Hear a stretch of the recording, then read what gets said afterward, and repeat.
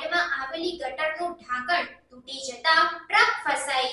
દાહોદના ગરબાડામાંથી પસાર થતા નેશનલ હાઈવે પર આઝાદ ચોક પાસે રોડની સાઈડમાં બનાવેલી ગટરનું ઢાંકણ તૂટી જતા ટ્રક ફસાઈ હતી। સ્થાનિક લોકોએ ગટરની કામગીરીની ગુણવત્તાની ચકાસણીની માંગણી કરી છે।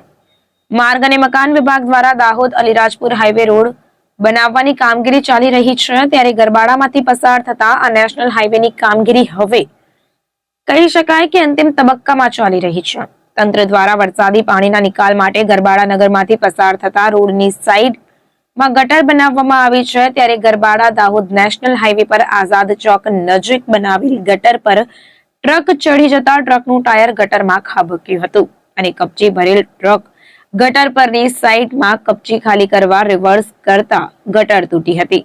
આ ઘટનામાં સદનસીબે જાનહાનિ ટળી હતી। સરકાર દ્વારા કરોડો રૂપિયાનો ખર્ચ કરીને આ ગટર બનાવવામાં આવી છે, ત્યારે આ ગટર ઉપર વાહન ચડતા ગટર તૂટી જવાથી ક્યાંક ને ક્યાંક આ ગટરના કામમાં ભ્રષ્ટાચાર આચરાયો હોય તેમ જોવા મળી રહ્યું છે।